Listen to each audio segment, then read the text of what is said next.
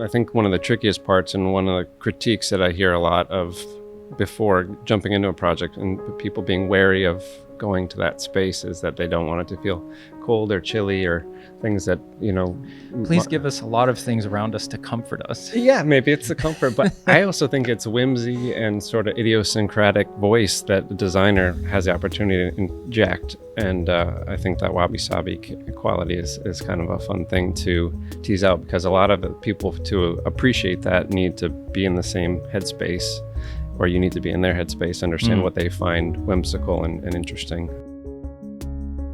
Welcome to Architecture, Design, and Photography.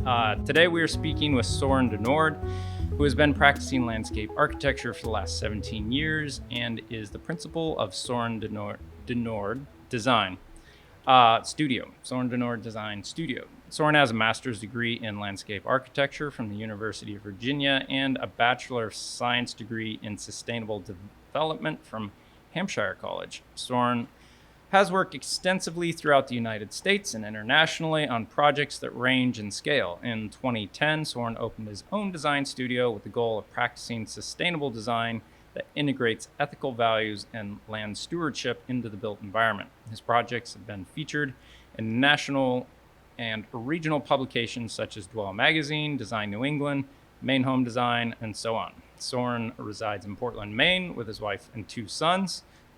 Good on you. You feel my pain at times when they destroy everything you have just because they're curious.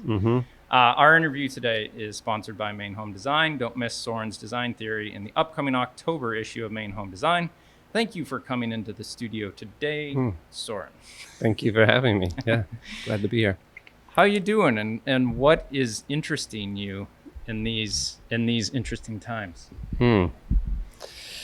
Interesting indeed. Yeah, I think actually have an idea here really quick. Due to COVID and our wide angle approach on these podcasts, I'm just going to undo this wire, and I'll sit back and give you some social distance and just do that, so you can be more comfortable, more casual, and I'll just kind of have to do this thing. Lean back. Yeah.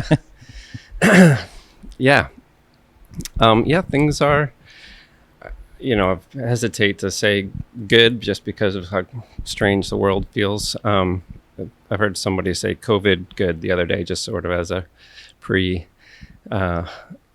way to sort of frame our time and place. But or maybe we'll have a like pre-COVID, post-COVID qualifier instead of ADP, whatever. Right? Yeah.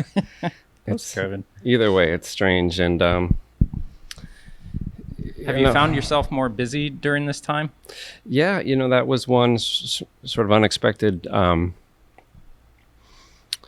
pattern that we've been seeing, is just the amount of interest in people staying home and maybe as a result, looking to take on observing the landscape and wondering how to improve landscape. Or there's also what we're calling COVID refugees moving to Portland out of Boston and New York and places that are looking for new properties and houses to consider. So I have a friend that's a real estate agent, and he's telling me that commercial has taken a hit as far as real estate, but residential is just out of control.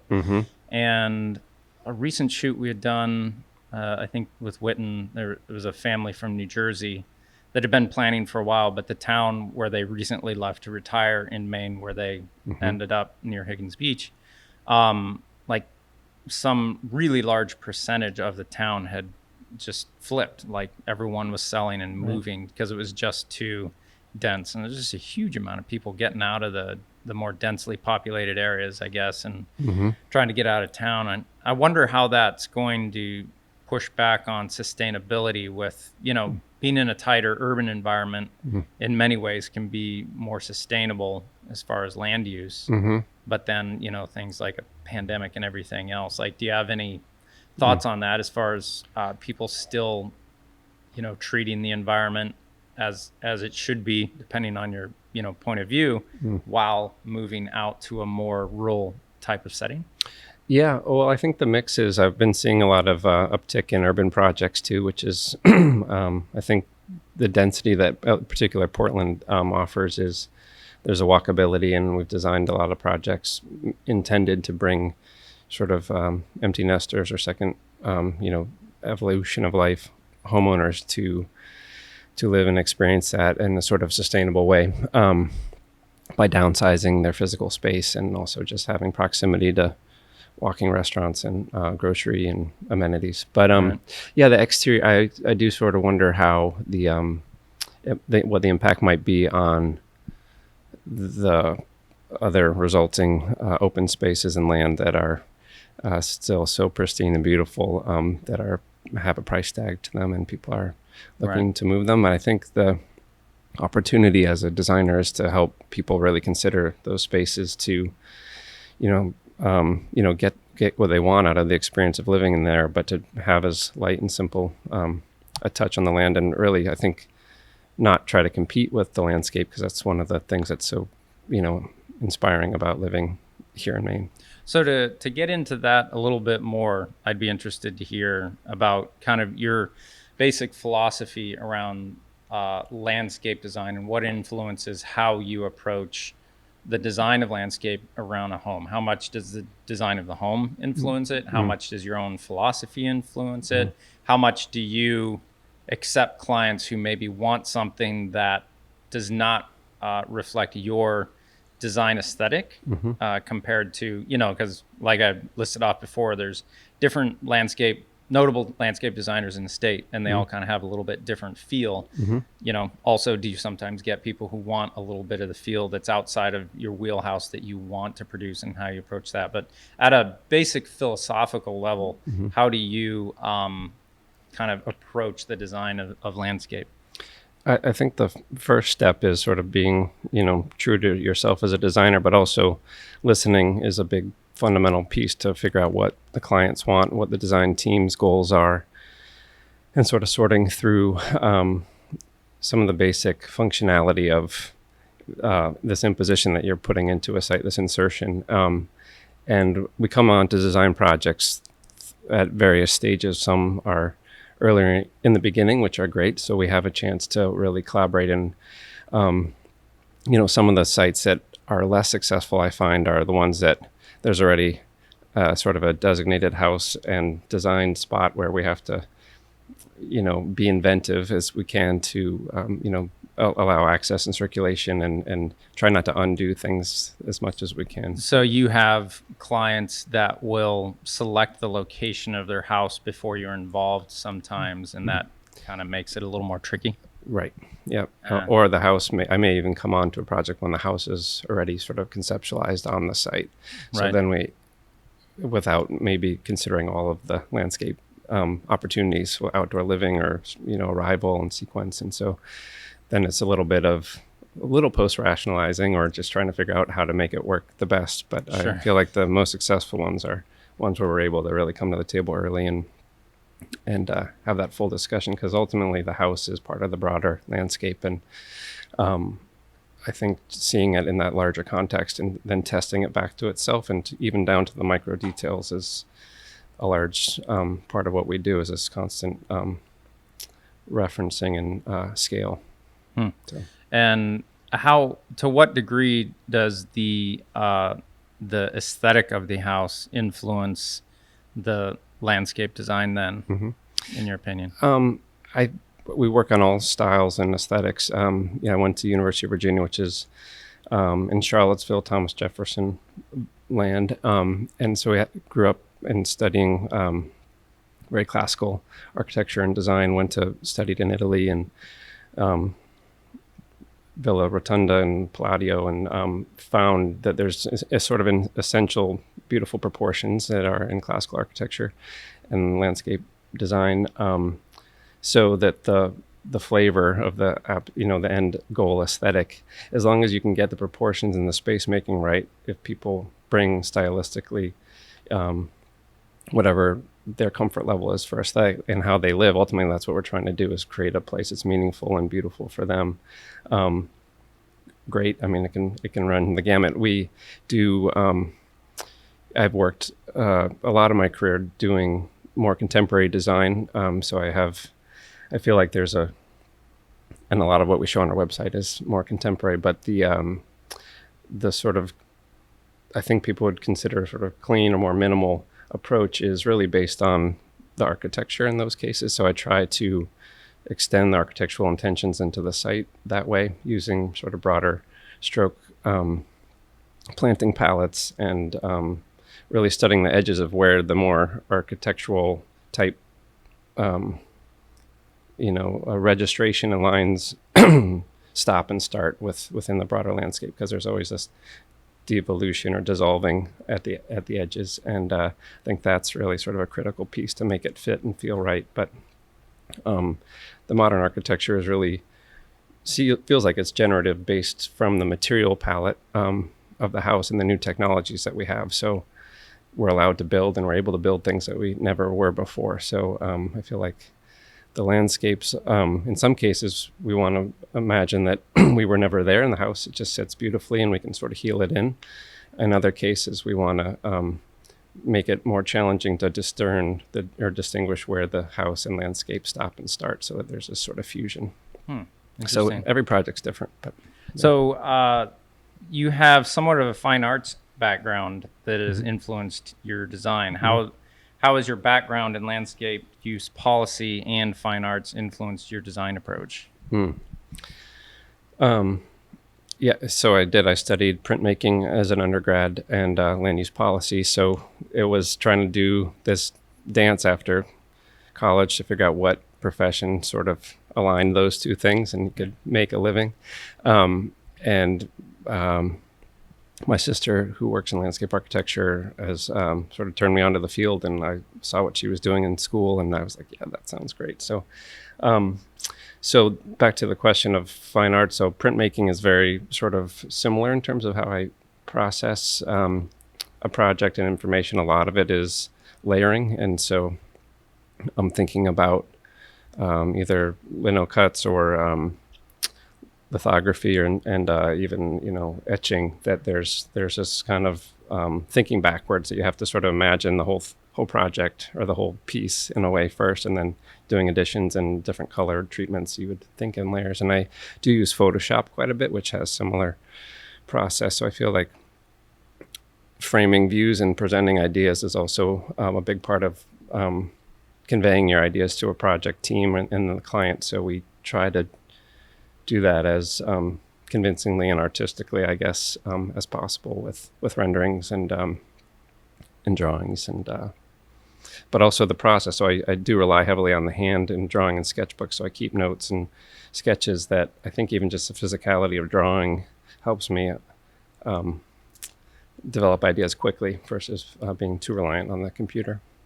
With New England and Maine in particular being so kind of granite ledge based, yeah. How do you think that influences what you design, how you design, compared to how someone would design in a more like southern coastal area where it's flat and just dirt flat? Here we have all these different species of trees and bushes and everything else, but then like ledge that just does not move, and then huge rock outcroppings. Did you gravitate towards specifically practicing this in this region because of that? Did you find yourself landing here just naturally and ended up working with that palette? Yeah, I think what's so fun about practicing in this field is that no matter where you are, there's a whole new materials palette and set of sort of rules about the ecology and the geology of the place. And so really trying to tease that out and understand that is fundamental. I grew up in southern Vermont, which is actually a different continental plate than New Hampshire and Maine, and doesn't have the granite resources we do here. It's more schisty stone. But I two-part question, I guess. How did you end up here? One was familial. My wife's family is anchored here, and being from New England, we tic-tacked our way back up from Virginia, knowing we wanted to be regional in a temperate climate. But one of the main differences is frost depth. So you have to respect and honor how deep the cold goes and the footings and building things to last. Getting to the ledge question, I love the native stone here. It's just one of the richest materials palette you could ask for, the variety and textures and color of granite and the legacy of stone use here is awesome, phenomenal. It's all over the country. But so part of a lot of the story of developing a hardscape materials palette with clients is to figure out what the narrative is around where the stone comes from. I feel like when you walk and see or touch a material that's from here, you can know it and you connect to it in an interesting sort of personal way. But regarding the ledge, I feel like the ledge is something we encounter regularly. It's either ledge, wetland, or there's very limited building opportunities that don't encounter those pieces in Maine. But the ledge, I find, is something to respect and honor and celebrate sometimes in its natural form. So whether we scribe to it or just let it appear or uncover it, I feel like it's sort of like the bones of the project underneath that reveal themselves, and we try to acknowledge that when we can. My wife and I we looked for a long time for some land to build on. I have an architecture background and really wanted to actually design something. I didn't end up fully designing it. Caleb finished it out for me, but I did the schematic design, blah, blah, blah. But we really lucked out into a piece of property that even when we bought it, we didn't really fully understand how incredible the land was. I mean, where we are able to situate our house is just a huge rolling piece of ledge. It's granite hills. There's very little deep dirt on the whole thing. It's really amazing. But I found myself, my main project right now is ledge clearing. Yeah. And I've actually found a pretty good method I bought a power washer, and a lot of the dirt over the ledge really only ends up being like 2 inches. Yeah. And a lot of other places. But you can just cut out the area that's really thin and use the power washer to cut through or eliminate the dirt, and you end up with like a root little vein the whole way around. Yeah. And then you just go around and cut the vein, and the whole thing just rolls up into like a carpet, and you just set it aside and you have clean ledge, and then you use the power washer again, and it's just like hello after 10,000 years, right? See the sun again. But it's really cool because I look at these hills and I'm like, that hill is not dirt like you'd see in so many other places. That's a big piece of rolling granite. And how much of that can I expose? And so the really, really thin areas that really don't grow much of anything or anything else, I've just been methodically cleaning off. And it's a pretty amazing process because you're spraying with this power washer, and it just like the dirt and everything explodes and the water's going everywhere, and you're soaked and muddy like head to toe, and you take your goggles off and you have like a raccoon face, and it's really fun because afterwards you got this just beautiful clean ledge. And I also found that if you scrape the ledge like with a York rake, a landscape rake on the back of a tractor, you'll leave these really nasty marks, or if you try and move it with any type of power equipment. But with a pressure washer, even if you accidentally leave those marks, it cleans it off so well that the marks disappear. Right. And I've seen a lot of people moving ledge with the straps and everything else because they want to save like the lichen or moss or whatever. Patina. Yep. Yeah, but I don't have the budget or the equipment to move stuff like that. But I have to clear it off sometimes. So I'll get the rake and like scrape it off, and it'll leave some marks sometimes. But then if you clean it off, you're left with this really pretty rolling ledge. And like you were saying, it's interesting. We walked our property, and the woods were so dense, you couldn't really feel where everything was, but we got a rough idea, and we found a nice focal point that we thought we could see through the woods. And as we began clearing the space for the house, we realized once we placed the house there that this, like right next to it, was really harsh granite, and that we'd barely be able to get like a landing patio to enter the house, let alone ever get any type of carport or anything close to the house. Yeah. So 1 week before we were supposed to break ground, we like completely moved the house up over to an area and turned it quite significantly. And luckily it's worked out really well, and we're happy with it. But like you're saying, all those things come into play, that if you have, a full team on board rather than me and my wife doing our best at it just because of budget issues, you can really see all those things ahead of time and design around it. And we did our best, but you still run into those issues. With I find a lot of the projects I shoot, they invest primarily, first and foremost, in the thing they're going to be inside the building. And it seems like you and I get to work a lot of times on the best projects that, that they spend their money on the house and the architect, but then they'll kind of like the landscapers, well, let's see how the budget goes. And so that must be somewhat of a nice thing that you're generally working with people that have the budgets and are generally planning ahead to actually involve even a landscape architect at that point. And right. Yeah, it's a huge piece. And actually one of the reasons though I did start my practice was to I was seeing a lot of under-realized landscape design, and to, not by any fault, but just that wanting to make really thoughtful design available. So I felt like it can be an exclusive, and luxury piece. People get in their home and then it's an additive, or maybe you have to have X amount of dollars to make it happen from the beginning. But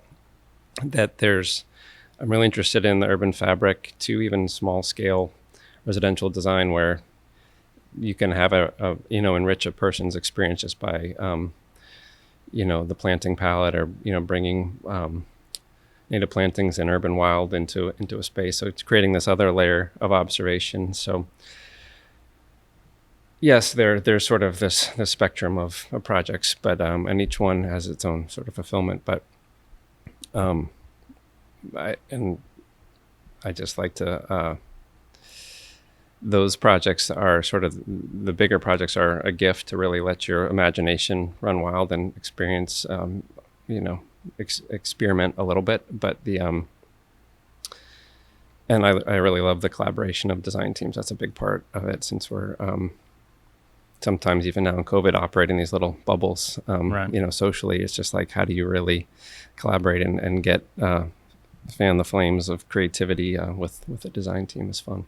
What's the most difficult part of projects for you? What takes the most mental horsepower generally at a point in a project? I think the value added for us is really the schematic design, which is the big thinking sort of, which to me feels like you're tapping our sort of experience, ability to read a site, ability to use our creative sensibilities and skill set to sort of see the vision of what the site could be.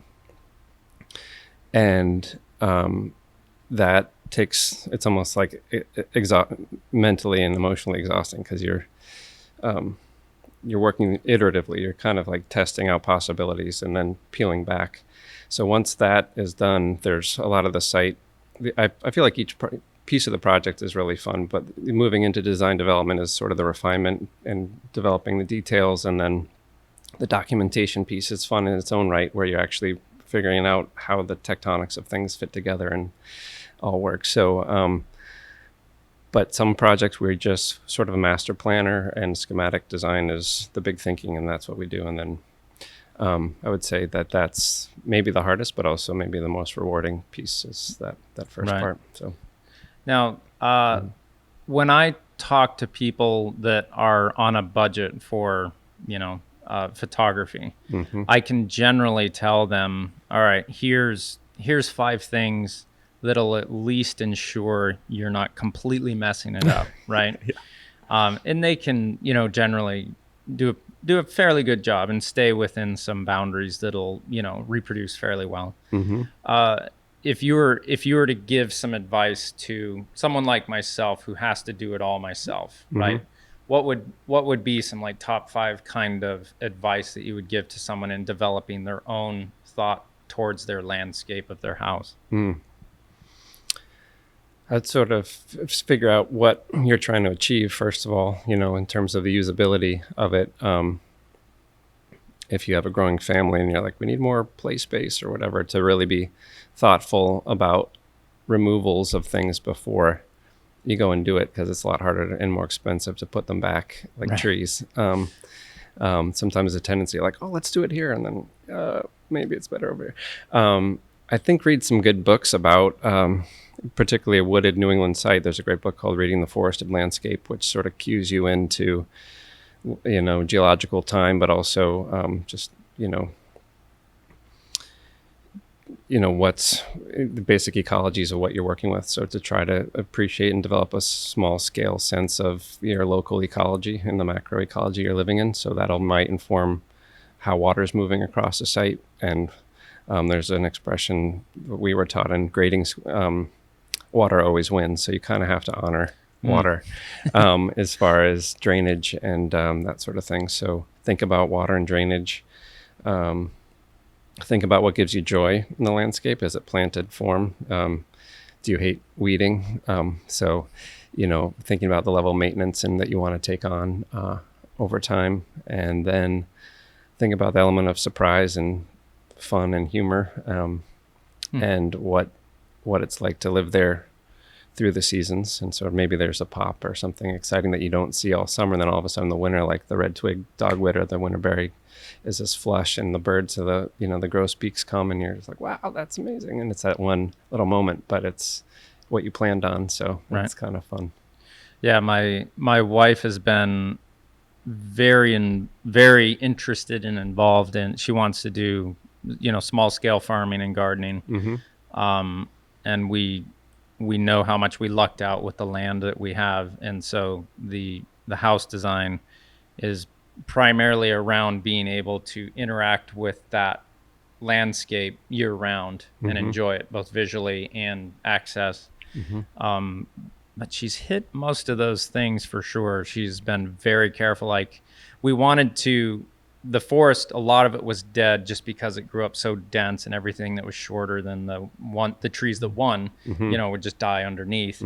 So we initially started clearing out all the dead stuff, and then we wanted to clear out some views. We have kind of a little slope down to a small river.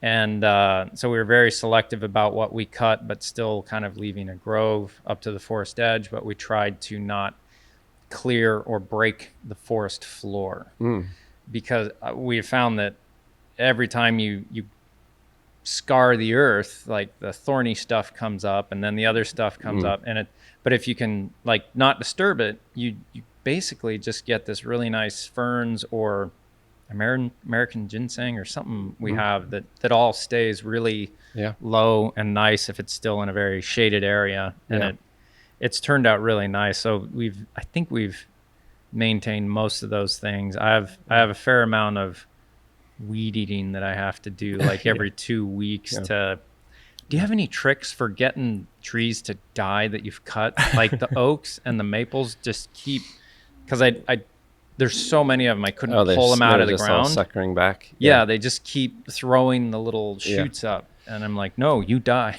Yeah. Oh man. That's a good question. I think anything under like 2 inches, if you're just doing a thicket, having a small excavator is worth the time because you actually pull them out by the roots. Otherwise, you're going to be constantly dealing with that. There are some strategies probably for root rot and things, but that's one of the things that you kind of have to be patient about or dive into with cost to excavate it out. Yeah. No, food production is an interesting idea, and we didn't talk about that at all, but I sort of have a background in permaculture and land use policy, and studied urban gardens for my thesis in undergrad, and that was a big part of sort of my interest in an organization. I also spent time in Iowa growing up and found this sort of ordered beauty of agriculture just amazing, and trying to understand why I find that beautiful. And it's sort of this broader existential, seek, I guess. But the land use, the food piece, we're really finding that to be a fun opportunity to integrate either different permaculture practices and with fruits and berry kind of just edges and native plantings, or just, if people are more dialed in and really are excited about the sort of intensive growing season that we have, to try to give some guidelines about how to do that without stressing yourself out. If you don't have a lot of experience doing it, at least. Yeah, my wife gets up and like waters for like 15 minutes every morning now, or if not more. So dry, yeah. And it's been a really dry summer, but I'm kind of thinking next year we need to get just some perforated hoses. And I mean, they have things as simple as you just put it on the side of the house and it just comes on for 10 minutes in the morning. And then, it can be a pretty automated process, except for the harvesting on a small scale, I guess. But it's been really nice. Our kids have really gotten into it with her, and but we're trying to find a freezer right now, and you can't get a freezer to save your life. I know, we've just got one a couple months ago. It felt like it was right before the crush of people looking for them.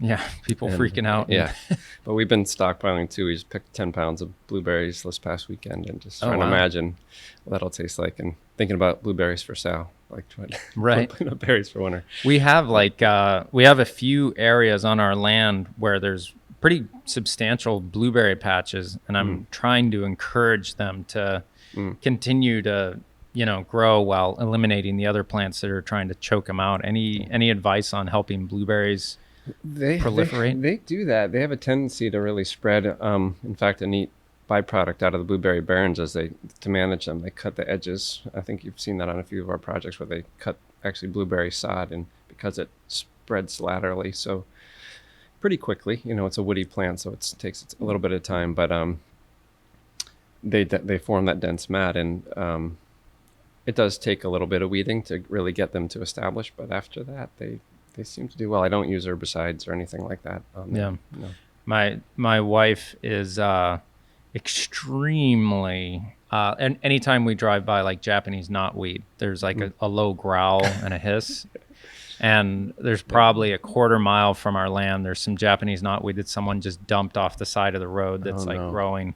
Yeah. And it's just, now that she's seen it and knows it, and I've seen it, it's so invasive, and just you just can't stop it. That's one of the most aggressive plants I've seen. And I was researching it just in terms of how to remove it and all these things, because even just the smallest root tendril can propagate it's like a hydra. You disturb it, and it's 10 more. There's I started talking to more people about it, but the folks that I've been working with on some projects up north claim it's sort of miracle plant though for Lyme disease, which is a counter thing here. The making a tea from the root, and they drink it as a preventative and as a it somehow affects the bacterium in the Lyme bite. That that's interesting. I googled it, and there's some valid science out there, but I don't. We just eat garlic to absolutely no end. Recommend planting knotweed anytime, anywhere. Well, we have a stash of it over towards Route 9. So plentiful. Yeah, any roadway has. Yeah, they're over on Pike Street here in Biddeford, on the corner of Pike and Pool. There's this guy who I feel bad for him, because he put out carpets and everything trying to kill it, and it just explodes, and it grows so quick. The hard part is if we have a client who invests significantly into a removal, whether it's excavating or otherwise, and just the neighbor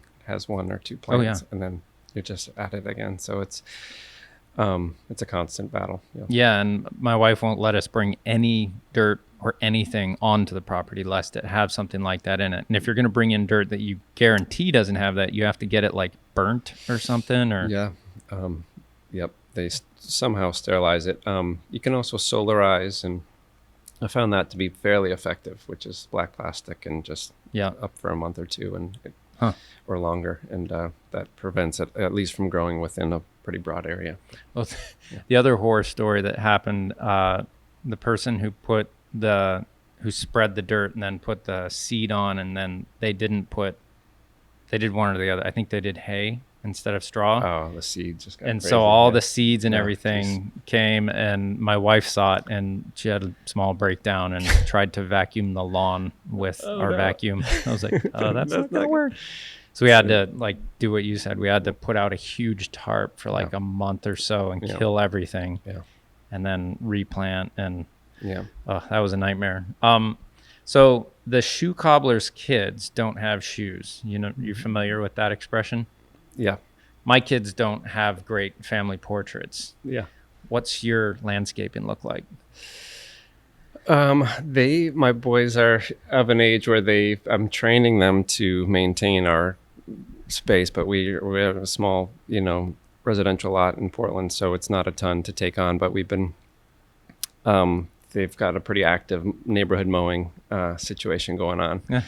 My 14-year-old him and his buddies are keeping busy this summer doing that and trying to teach them what is a weed, or technically a weed or not. But it's mostly me out there yelling at them to to weed or mow, and then me end up finishing the mowing at the end of the day. But I enjoy that. I don't mind at all. I spent years weeding. Cause somehow gives me satisfaction doing that. So being a landscape designer, did you put a lot into your own landscape and maintenance of it? It's been a long project. We moved here in 2005, and it feels like it's just coming into state of enjoyable. Right. Or at least our backyard feels like a little oasis. Our front, we really wanted to keep it anonymous and keep the street face as simple and neighborhoody as possible. So right. We still I would say have this original plantings. Yeah. So when you first visit a site, what is one of the first things you do with a potential design for a site? Right when you arrive? What's your mindset? What do you do? Try to see as much as I can from as many different angles, and do you incorporate drone usage into what you do much, or? Yep, depending on the project and the scope and the budget. I'd love to study it as an aerial and sort of see the larger context. Before I even get to the site, I'll look at it on aerial, just understand where it is situated in the world. But, I love the expression of shaking hands with a site to really get to know it. And that takes a little bit of time, but your first sort of greeting is to try to honor your first impressions too. I think you probably have that with just trusting your instincts, but and to also sit with the site, and I try to take note of the ecology and things that people and myself would even walk past and not necessarily, there's this incredible oak tree to write home about sort of tree, or note the is it a study of invasives and bittersweet and all the crazy things, and try to get a feel for what we'll have to do from a baseline ecological perspective. Sort of look for the features like ledge and other things, and sort of study the topography a little bit to understand how that might fit with if it is a house site, if it's just a folly or garden or whatever the task is, but typically a residential site. There's urban sites too that have many, many layers of urban life and activity, and just to try to understand and think about how those features might become assets, whether they were castaway elements before could become features or interest to the project. Yeah. What are some of the notable works that you connect with that you'd recommend other people studying or observing or visiting that have influenced you? I think, just going back to my roots in graduate school, Monticello was a classic, just, sort of overly studied, or never maybe overly studied, but interesting connection of architecture, landscape architecture, and human intersection there with the university campus in general. Thomas Jefferson used to look down on us from Monticello to observe as it was being constructed, which is kind of a neat sort of history. Not creepy at all. Yeah, I know, but he would send messengers down like, move this here. Cool. Maybe I'm speculating, but the Abbey Aldrich Gardens here in Maine are quite fantastic. Abbey Aldrich? Where are those? They're in Bar Harbor, or Seal Harbor. That was a Beatrice Farron design. And I mean, it depends on what kind of landscapes excite you or interest you. Whether they're civic or public spaces. I'm really interested in public art as a sort of an activating, thought-provoking medium that can really enliven and engage cityscapes and spaces. So we're trying to do more interactive projects that way. I'm on a committee in town overseeing some more temporary landscape art. But Maine I just find, the natural beauty is what inspires me the most. So I feel like the coastline is pretty awe-inspiring every different time of day. The plains of Iowa are impactful, just to feel this sense of scale and space and mountainous beauty. But design landscapes, feels like it's a book. I could just unfold so many spaces that have sort of found their way into my psyche and creative sense. But I do go back and look and reference. I think you have to see what your work is in a broader context of the field. So New York City has a lot of Olmsted spaces, our classical spaces. Even Portland has some great Olmsted design spaces, Eastern Prom and Evergreen Cemetery and places like that.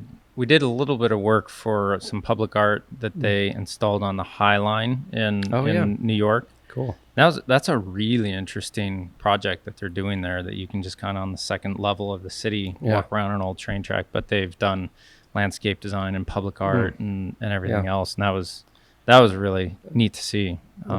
We did a video project of them installing a work of art there. I forget the name of it, but we were there at like 1 a.m. as they were stopping traffic and lifting this massive steel sculpture of a woman's head into this central piece. And it was pretty cool. Yeah, it's a huge asset for the city, and that was a great creative adaptive reuse of infrastructure.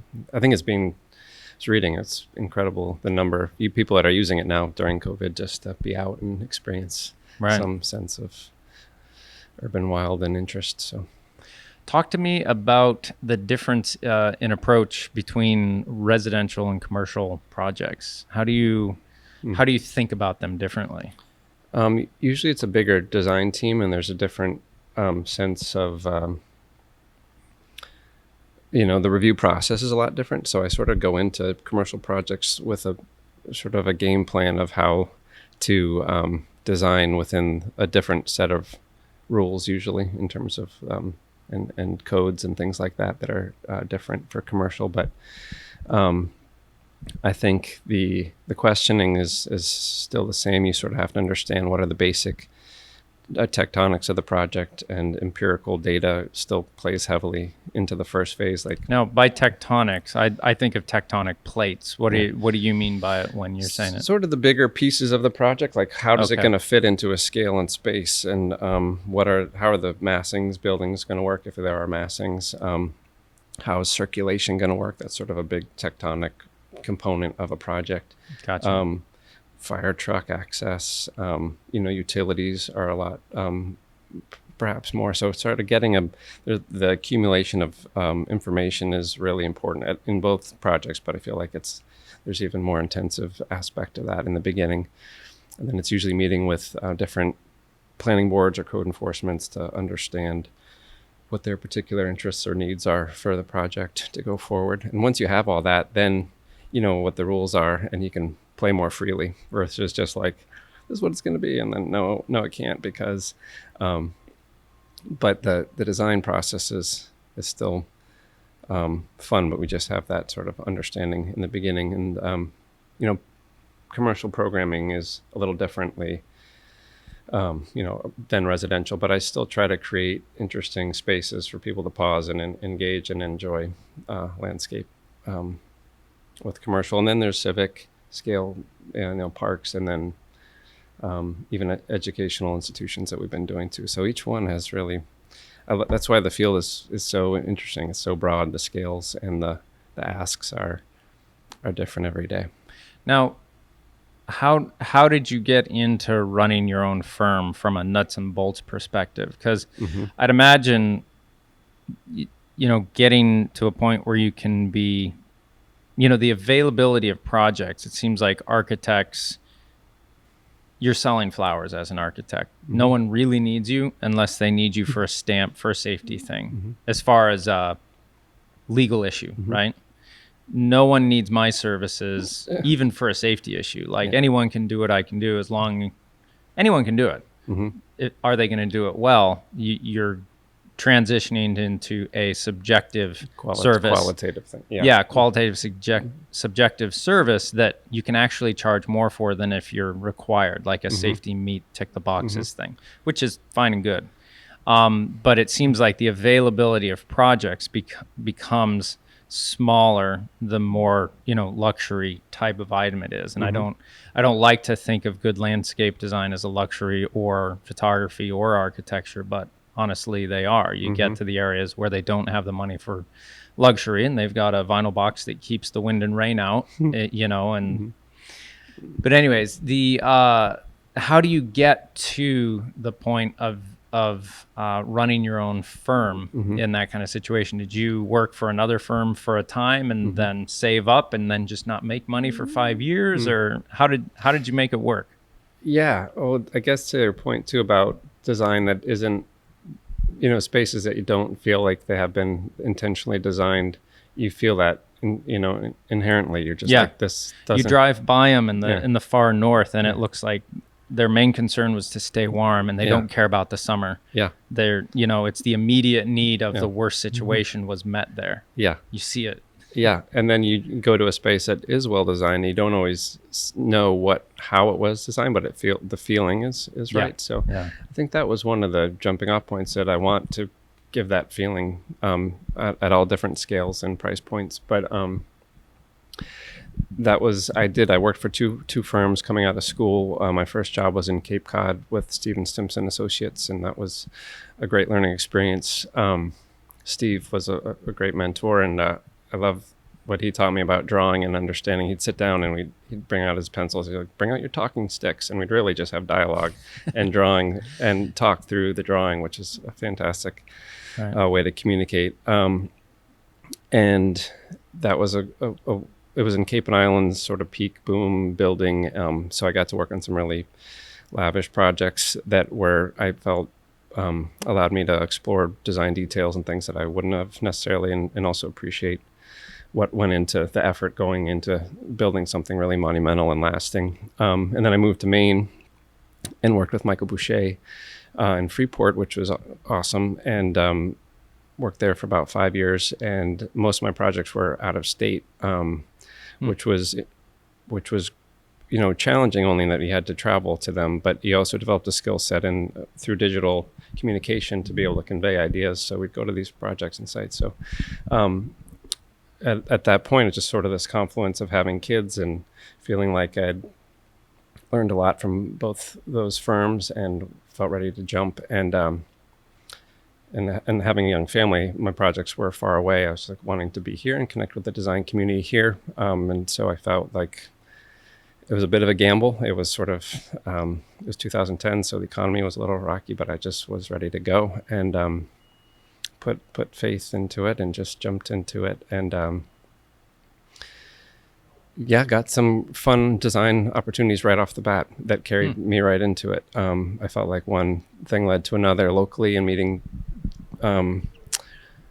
developers and architects and people that was able to, and also, actively trying to pursue people that I wanted to work with. And those things have come to light. But I did sort of broaden the firm's name to a design studio because I didn't want to be as so locked into landscape, even though that's my training and background. That we've had opportunities to do some public art pieces, which have been fun, and also furniture design and other things that are sort of in a broader spectrum of design. Yeah. Nice. You've done a fair amount of work internationally and spent some time in Costa Rica. Talk to me about how those have influenced you, and why were you in Costa Rica? Costa Rica, yeah, it was an undergraduate program when I first studied it abroad, and then I went back there and worked as a sort of a study abroad liaison, running field study trips all around Central America, which was kind of fun. So my wife and I were based in San Jose, and I would go out to the field and sort of position and check in with students as they were studying and teaching sustainable sort of land use policy mostly around agriculture. And that got me interested in, I had also sort of found Cuba really an interesting model. So I'd studied and lived there as well, and that's where I did my thesis in Now, graduate Cuba, school. an interesting model. How so? Well, it actually has crazy sort of echoes of what's going on today, but they had this economic sort of peril, in 95 when the Soviet bloc collapsed and withdrew all of their food production. They were producing 80%. Removed their food production as far as buying food from Cuba or sending food to Cuba? Yeah, Cuba was a sugar sort of dessert economy export. And so they were importing 80% of their food at that time. And in a matter of like months, it was gone. So I had to teach people how to grow their own food to feed the 11 million people. Whoa. And it was intense. Urban gardening was like 50,000 gardens in Havana. And it was just like this. And they were bringing, the government sponsored a lot of the education around growing food, which, not to champion what was going on in the government in any way, but it was just an interesting model to see how people had to adapt and learn how to live so differently.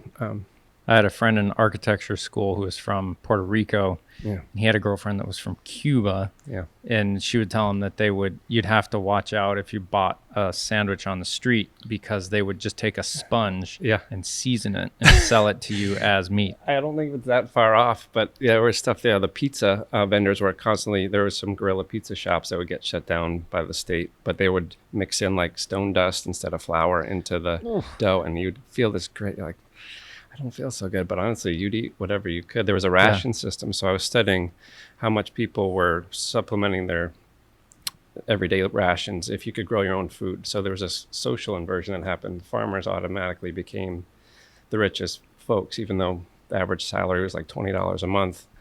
They were able to sell on the black market, a pound of pork for like $10. So it was like this totally crazy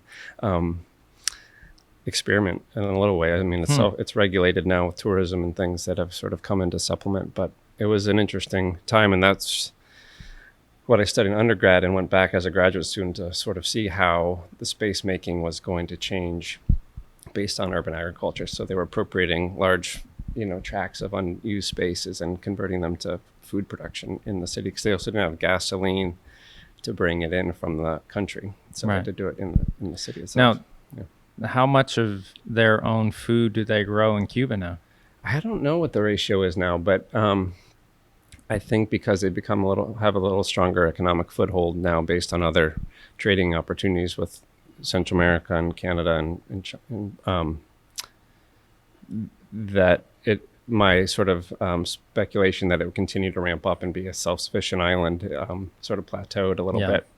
But I still think it's pretty active, the urban growing. Yeah, I really wish we'd find some sort of conservative position on keeping our food production lines safe. Mm-hmm. And I don't mean conservative as in political. I hope the Republicans.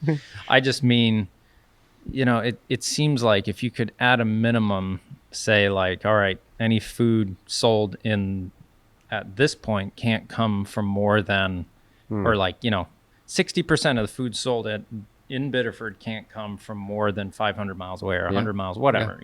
Some type of policy like that doesn't depend on Chile to send us all our grapes all the time and avocados only from, and it seems like it's extremely, it's a dangerous thing to be so dependent on these supply lines that can get manipulated or hurt very easily. And then you have this very, very top-heavy situation that can fall over. Yeah, the global sort of agribusiness has really been a boon for, what would seem like economies and nutrition and feeding more people. But I think sustainably it's not the right path. And that regionalism you talked about makes a lot more sense for food production. Is there any people to here. Political push for any regulation like that, or?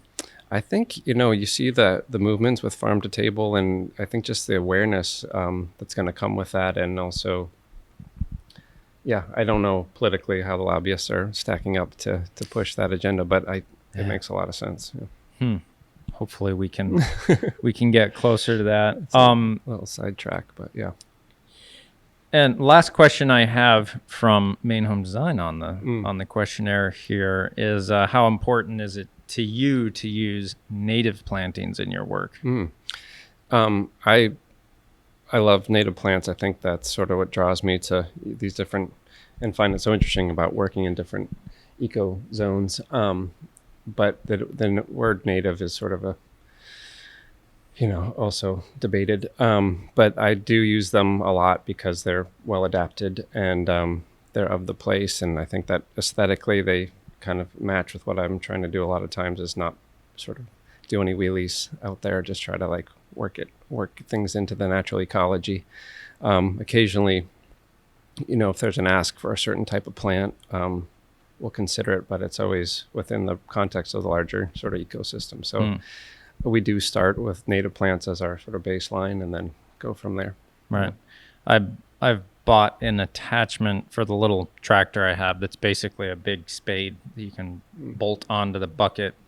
And I'm trying to do all the landscaping by just pulling plants out of the forest that we already have. Yeah. We have some tall blueberry bushes in the forest. We have a lot of the low blueberry bushes. I'm right outside of our living room windows. We have like a cascade of rubble, big rubble and ledge that's kind of infilled with leaves and blueberries. And I'm trying to train everything else out and bring the blueberries in. And I've found, the deeper blueberry patches in the woods that I'll try and replicate what I see you guys plant when I do shoots of these, mats of blueberries. Oh, yeah, the blueberry sod. Yeah. Yeah, and I'm finding that I can, do about a 2-foot square, cut all the way around and then cut underneath, and it's usually all a mat. It lifts right up, yep. And move it over there and have some fresh dirt underneath it, put it on, water it real nice, and then get like leaf mulch, put it around it. And I'll find that in each of those plantings, the way I'm doing it,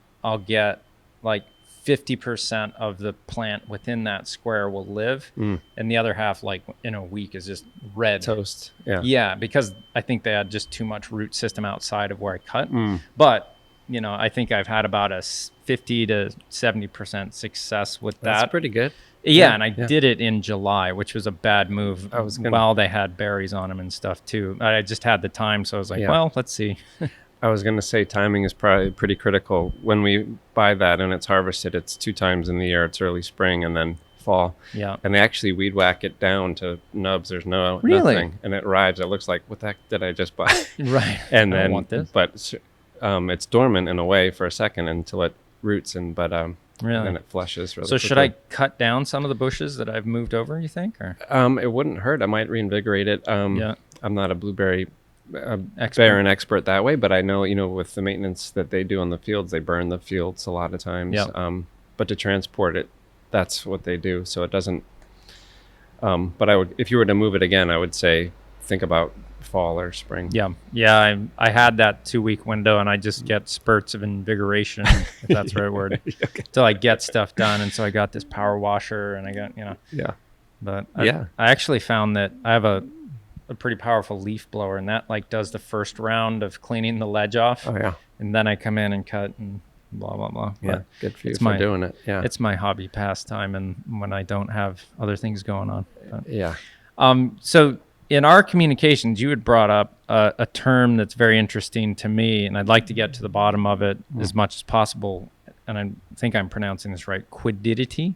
Quiddity, yeah. Quiddity. All right, just quiddity. Is this related to liquidity? I don't think so. So talk to me about quiddity and why you're interested in it. Yeah, the quiddity has been a word that, is stuck in my brain for a while.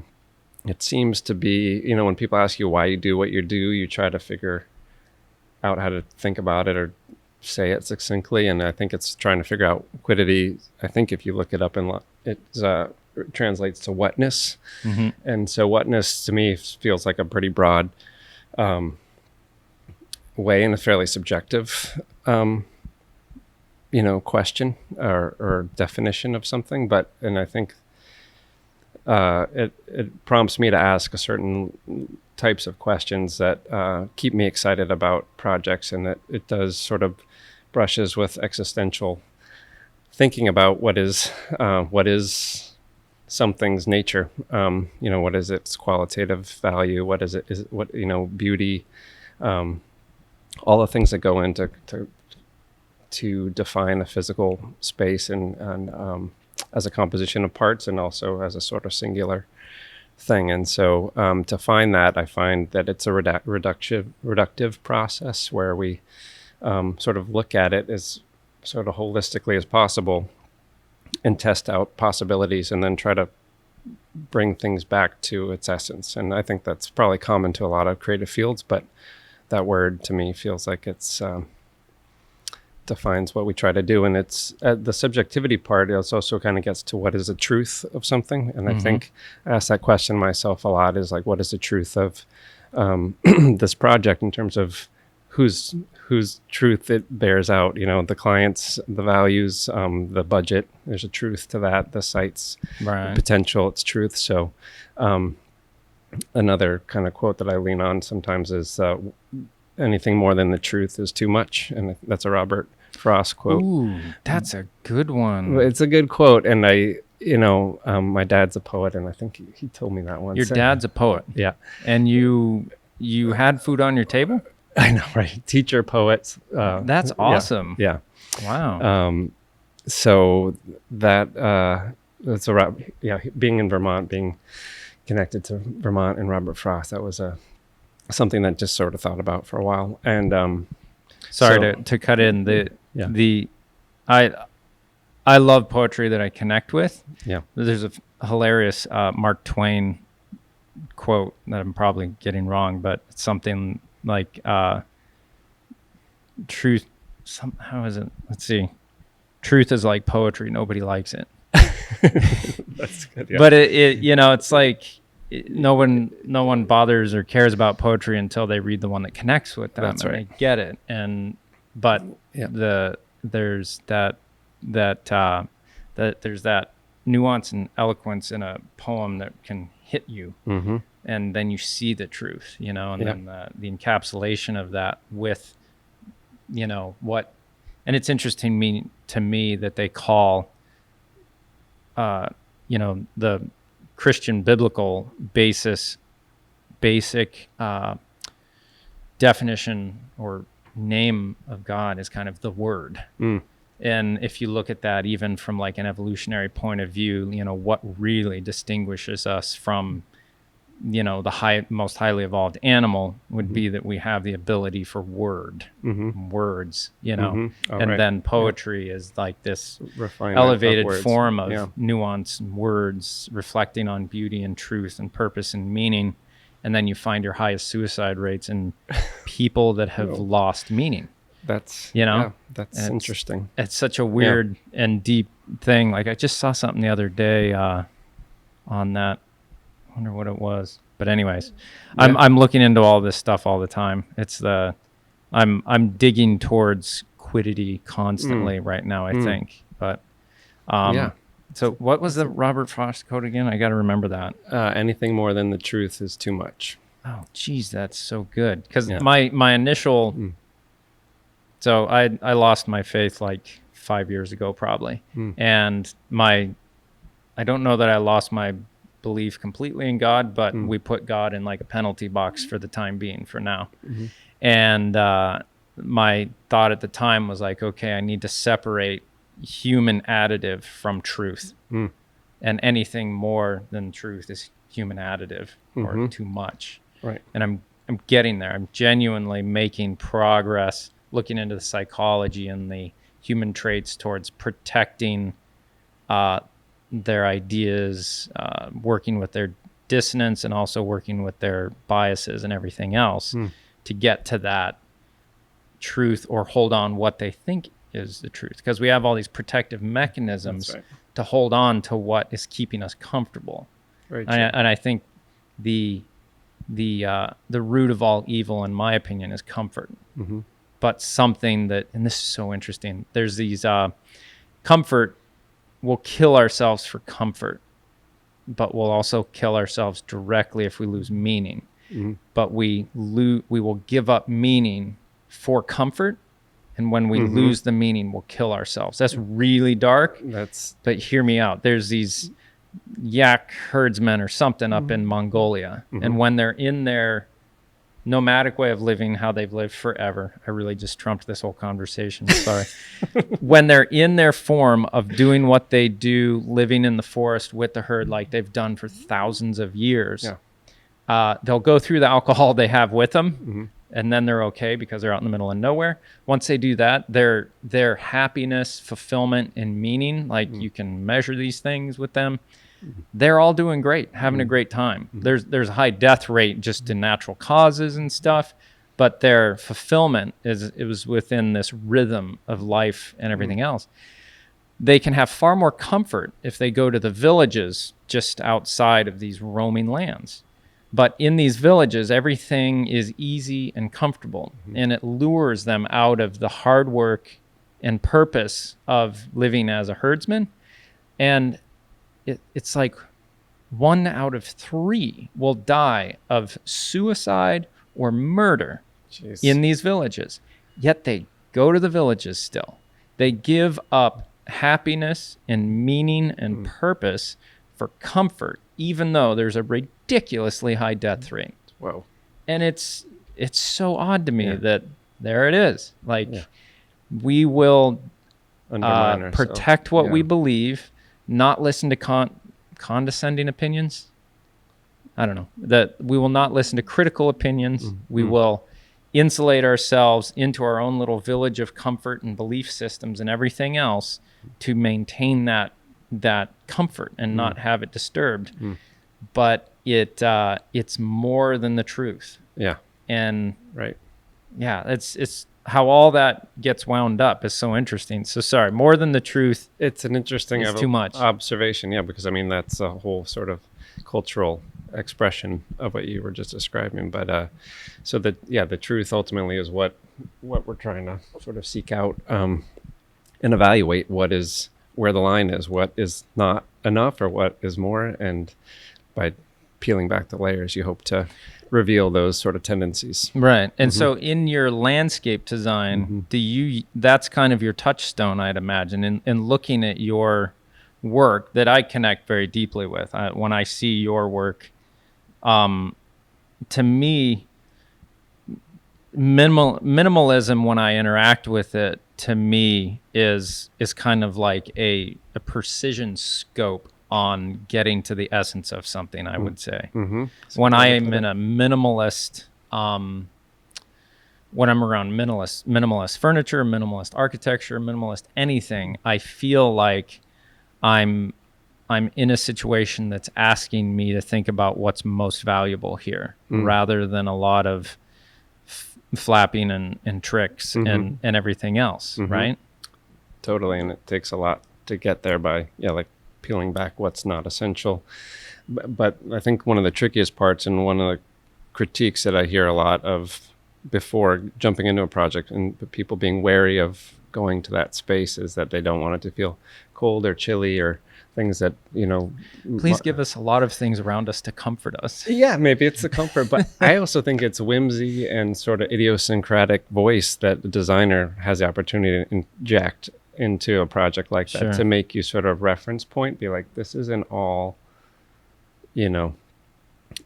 perfect. And I think that wabi-sabi quality is kind of a fun thing to tease out, because a lot of the people to appreciate that need to be in the same headspace, or you need to be in their headspace, understand what they find whimsical and interesting, and to break the patterns that can make everything almost too organized or ordered.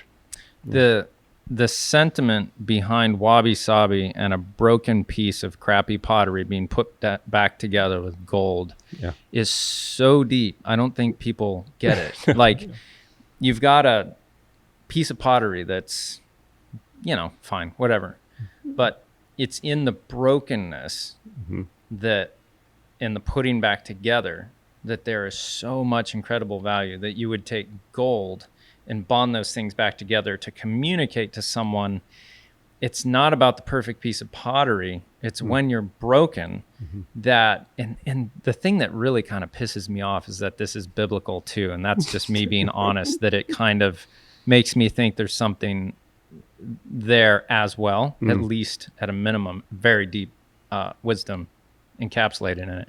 But the idea that you're not turning the gold into the vessel itself. The gold is the bond that takes you, the brokenness that everyone is, and puts it back together. And it's the experience of being broken, seeing your faults and your failures and putting it back together and rising again. That is that age-old story that is just so deep and so valuable when you can see it. It's the thing that actually kills arrogance and pride. Like I was listening to Robin Williams give an interview the other day, and it was something about how true failure is the only thing that really, humiliation breeds humility, and I think the thing that I found through religious practice growing up, or at least my shallow kid interpretation of it, was that it was just a series of boxes to check so I could stay in line. And the thing I found is that if you can do that, it breeds a lot of pride in the ability to do so. And you've got this vessel that, it's never broken. And wow, look at me, I never broke it. But to see, that incredible metaphor and deeper meaning in something that's been broken, but someone valued enough to put back together with gold. Geez, that's just, I get kind of emotional when I see and hear that. Yeah, it's powerful. And I think landscape has the ability to offer that experience on its own, but also you can embed it in the design, whether it's with symbolism or semiotics, interpretation of things. There's narrative and allegory, and it can actually, it's been in part of landscape design for centuries, but I find it really interesting to keep learning about it. Have you found ways to incorporate wabi-sabi into your landscape design at all, or? I do. I think about it often. I mean, and especially with the more contemporary projects, I find that sort of the imperfections that heighten the sense of perfection are sort of the pivot pieces to some of the most successful designs. Yeah. Interesting. Well, what else has got you excited outside of anything to do with work or design? This time doing a lot of cooking. It's sort of interesting to me. I feel like food is a piece of architecture or design in a way, physically, and then also sort of from a taste perspective. Been cooking a ton. Just my family has a place in Vermont on a lake, and we've been doing a lot of outdoor cooking, and that's just been a good retreat to sort of meditate on what's right in front of me when I'm not thinking about projects. But it's honestly been really busy. Long swims and hikes and hanging out with family. So long swims in a lake or in the ocean? In the lakes right now. I sadly, I do cool off in the ocean, but I'm no longer long swimming in the ocean at the moment. Yeah. What's your process? Just my curiosity. What's your process of putting work aside and finding peace? Are you the type of person that can easily put work aside, or do you have to regulate that in some way? I think that's a huge part of sort of life balance, and it's something we all struggle with in the field because it's the demands of projects don't stop, and then there's often, you think the project stops, but then there's another project. So do you sort of have to safeguard that space as much as you can? So I try to cut out, and it's particularly owning your own business, trying to be protective of the space that you do have in the time. So getting into this field, I didn't imagine that I wouldn't have summers really as a vacation time, but this is the most intensive part of the season. It's the transition of installations and design work. So you're kind of in the field and overseeing, which is really great. But then you also are designing for the fall and into next spring and year after. So I sort of look ahead with that sort of hopefulness to in the winter to have some more quiet. But on a daily basis, it's like I said, just like the cooking and hanging out and having time, or going for a run, exercising. Yeah. I recently watched the documentary on Michael Jordan, the Final Dance. Have you seen that? Yeah, Last Dance. Yeah, or Last Dance. Yeah, that insane, the level of competitiveness. But you found in that that series that he really would find something to drive him, and occasionally he'd just make it up, like he'd just make up an offense that to the fault of the other players. Right. I find that working creatively, it's like if Michael Jordan was just playing basketball, he didn't have the natural joy for the game to go as far as he did. He had to mentally gear himself up. He had to gear yourself. Not that something wasn't there. It's just it was supernatural, the degree at which he was able to go, but he had to find that thing to go drive to the next him. level. Yeah. And to me, creativity is a very it's a process that comes out of a connectivity to all of your life experience, to be able to pull from those experiences and translate it into all those multitudes of things that give you perspective on a problem in front of you. And there's an emotional connection to that really is not degrading, but it draws a lot out of you to exert that process, the creative process. That's right.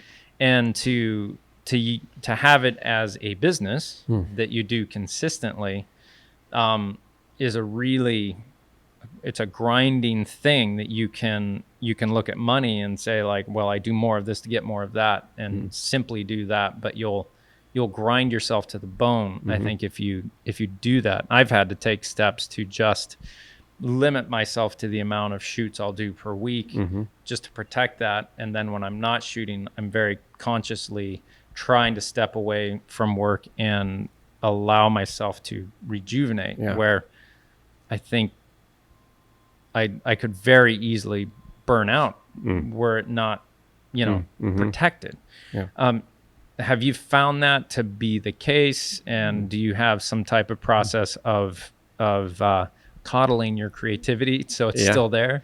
Yeah, that's a great question, because I think that's a huge risk for design professionals, of tapping out your creative self, and especially for commercial, venture. Up until finding the profession, there was always an outlet just for freedom of expression and sort of thought, and you kind of went to that spot to balance out life. Now it's like it is life, and I think to your point of having to protect it, I never thought that I'd be able to be tapped out on creativity, and until you are, and then you're like, oh my god, I'm done. You feel you feel empty, and but it doesn't take a lot to recharge. I feel like to use a sports analogy, like you just need to hydrate or whatever it is to like get yourself back on your feet again, and it's who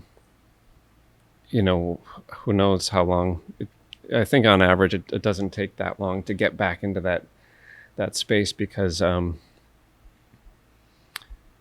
you just have to sort of approach it on. I think if you do enough things outside, and maybe it's sort of the mystical nature of creativity. Where does it go? What the muse is, or what's pushing and challenging you to find that next gear, like in The Last Dance.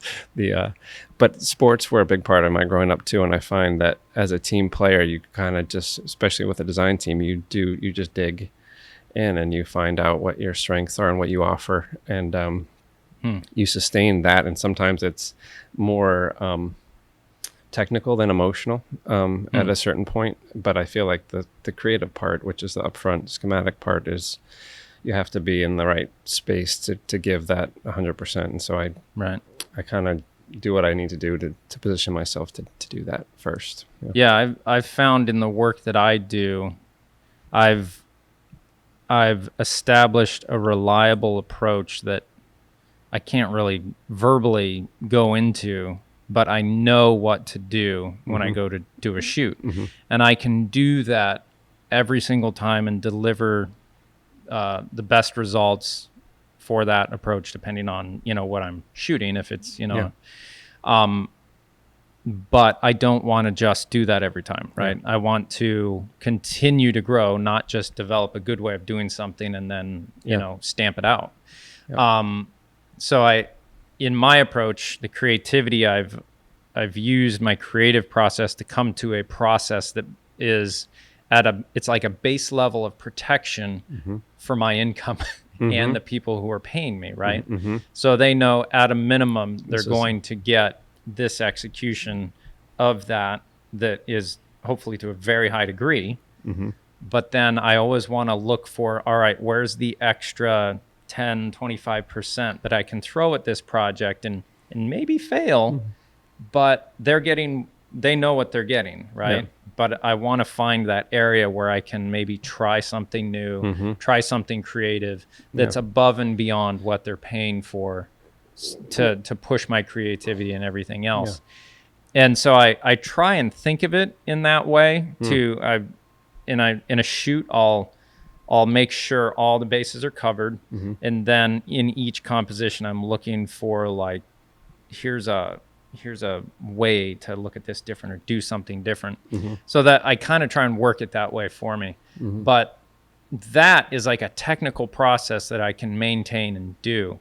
I find when I've tapped out of using that so much, like if I'm done like 3 or 4 days of shooting in a week, I know to a person that works 5 days a week, that sounds like a sad thing, but it's a weird thing when you're working that intensively creative. Like everything has to be created in the confine of that day, not something that you get to visit, go to the bathroom, and then put aside and work on technical stuff and then come back to it tomorrow. It's like everything has to happen in the day. It's very, very draining. But anyways, I find that when I've expended myself creatively, it shows up when I'm home and my patience with my kids is like not where it should be. Or like I go out and I want to clear off some ledge, and so I make myself go do it. And I get halfway through and I find myself just standing there looking at it, not doing anything. And I'm like, I know to finish this, I have to do that, but it seems too difficult to do. Like I just find anything I think about doing is like too difficult to do. That's when I usually find like, all right, I need to just go play. I need to go paddle on a surfboard in the river if there's no waves. I need to go surfing. I need to go for a bike ride. I need to just play with the kids. I need to do something that's not productive in a standard sense. I need to go and just go sit on the couch and look out the window and just move all this to next Monday. You know, that's a weird thing for a person starting a business or running a business to tell yourself not to work, because you've constantly got that like bills are coming due. No one's going to give you work, so you got to go get it. And so it's a weird thing to come to understand yourself, creativity, how you work, and how to make it all work. So it's also interesting where that line is with just making sure as a professional, you put your time into being proficient and creating a beautiful product that you said you can do sort of in your sleep, not really, but just like you can deliver an awesome product that's going to meet or exceed people's expectations. But for yourself, that 15% more, and how do you find that and recharge that and risk that? And then also, ultimately that's what I feel people would pay the extra money for, to distinguish your point of view and that moment of, creativity and risk taking, which happens, that takes it out of, you can't really quantify that. I mean, you can put a dollar amount on that piece, but to me, to me, that's really the fun of working with people that have a particular style and you want that, is because that's what you're paying for. Right. And you hope you bring that to everything. I hope that I do. Otherwise, I'd say not ready yet, or in a week or so. I can bring that, but you have to be honest about it. Yeah. So you're located in Portland, Maine, at Soren Deniord.com, I imagine. Yeah. That is the most unique name I've said in the last couple weeks. So I imagine you having the website rights to that. Yeah, I know. It's tricky to tell people how to spell it, but I think if you get close enough, it'll pop up. So people can find you there. How many people are in your firm? It's just me right now. That's nice. Occasionally we have subcontractors or employees, but right now it's this is what you get. Yeah. No, that's great. Do you work out of a home office, or do you have a... I do right now. Yeah, we had an office downtown, and now we're we're home for the time being, but looking Right. to get back to the office eventually. Yeah, we're in the process of building. We have just a house right now, and we have a lot of our stuff out in the rain. So we're in the process of trying to build a garage, and we have a shipping container that we try and put the valuable stuff that we don't rain Yeah. on. Yeah. But I'm hoping to turn that shipping container into like a little remote kind of study office in the woods eventually. That'd be pretty fun, because Yeah. trying to get anything done with kids running around the house, breaking things and fighting, or trying to get you to come and play and break and everything else is pretty hard. Yeah. So, Who knows what fall and school's going to bring? That's a big question, but yeah. yeah. My kids are homeschooled, so Are they? Oh, they cool. don't really even know that not anything's a thing. going on other than like, why is everyone wearing masks? So Interesting. yeah, Cool. yeah, fun stuff. Yeah. Well, thank you for coming down Yeah, to thank you for Portland the time. and Yeah, appreciate it. and talking about what you do. Really appreciate it. Really, really interesting subject matter, and I really am a big fan of your work. Have always had your work, Richardson and Mitchell Razor's work, in the back of my head as we've approached our projects. I really Cool. value what you guys do, and it's definitely outside of anything that I've had the real talent to think about, or and now that we have a place to do that, I'm really perusing and looking at that kind of stuff a lot more. So Oh, well, thank you. Yep. good. Thank you for doing what you do. All right. Thank you.